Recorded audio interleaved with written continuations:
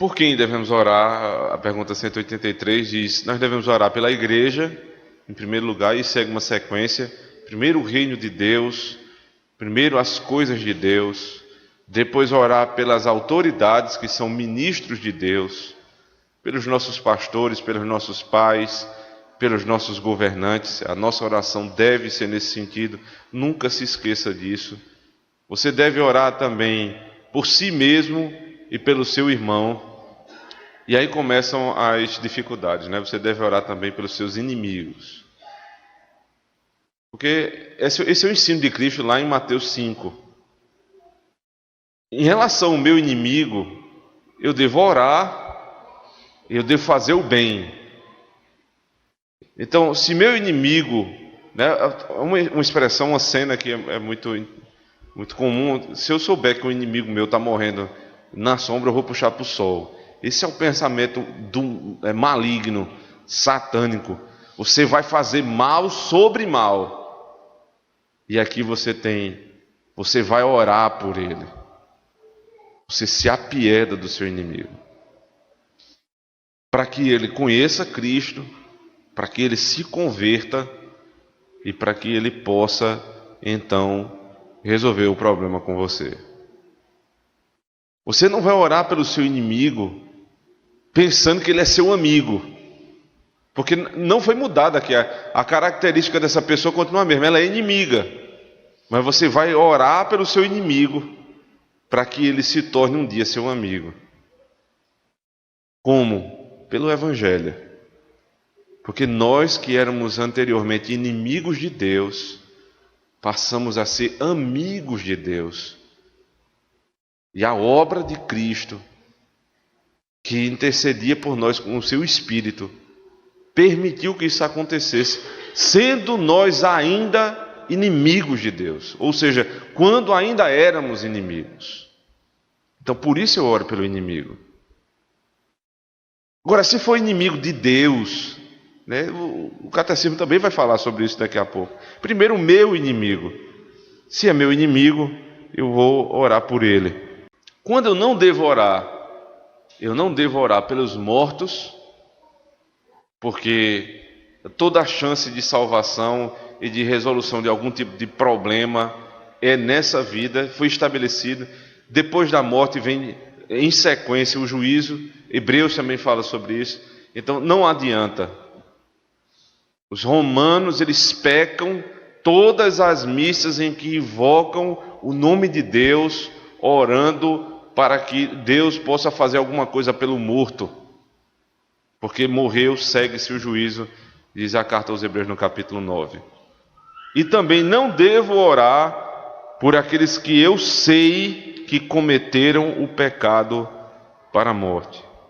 Veja no seu boletim que os textos que estão mencionados embaixo, eles seguem a própria sequência da argumentação, entende?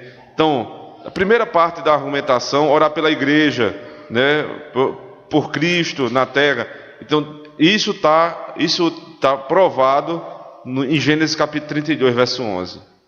Consequentemente, a última frase, que é: nem por aqueles que se sabe terem cometido o pecado para a morte, isso aqui está ligado diretamente com o último texto citado abaixo, 1 João capítulo 5, verso 16, que diz assim: se alguém vir a seu irmão cometer pecado, não para a morte, pedirá e Deus lhe dará vida aos que não pecam para a morte.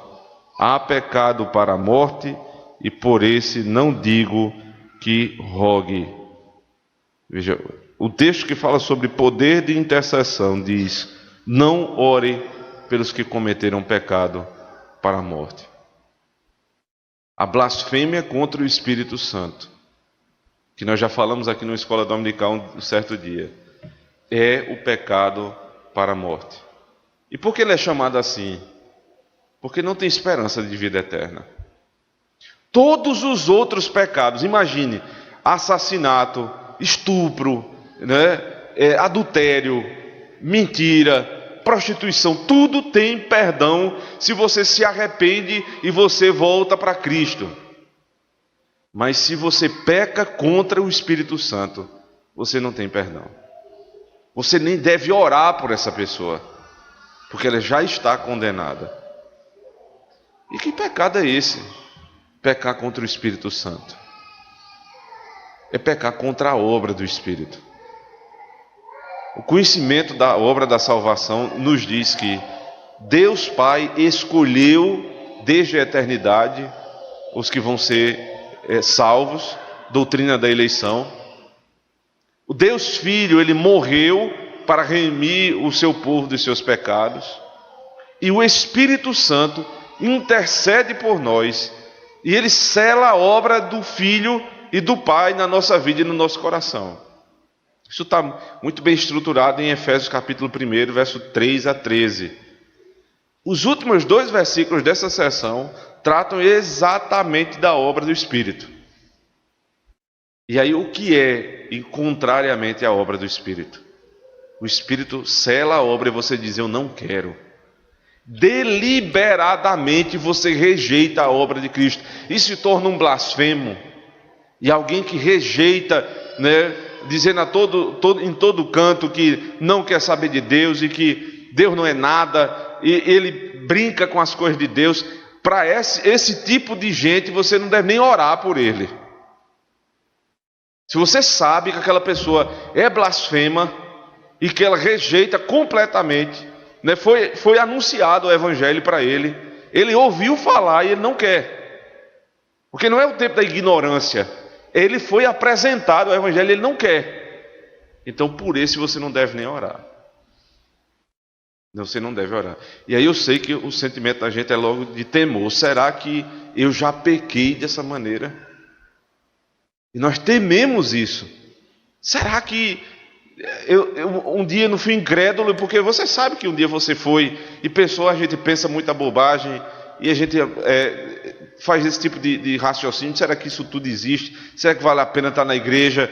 Mas logo nós voltamos para a sanidade espiritual e dizemos sim, Cristo é nosso Senhor. Aquele que teme pecar contra o Espírito Santo, não peca contra o Espírito Santo. Porque o temor do Senhor nos impede de pecar contra a obra dele. Mas os que blasfemam, os que brincam e zombam das coisas de Deus, não ore por essa pessoa. Esse é o ensinamento do nosso catecismo com base na Escritura. Então, quando nós vamos orar, oramos por coisas lícitas, nunca orar por o que é ilícito, Nós tivemos um caso no Brasil que pessoas no Congresso Nacional, se dizendo da bancada evangélica, fizeram uma reunião para pagamento de propina e no final da reunião eles se levantam e dizem, agora vamos agradecer a Deus. Eles não oraram ao Deus da Bíblia, oraram a Mamon, que é o Deus do dinheiro. Porque o Deus da Escritura não compactua com corrupção. E nós não devemos orar por essas coisas. Agora não é só não orar, é não orar e não fazer tais coisas, para que Deus seja honrado.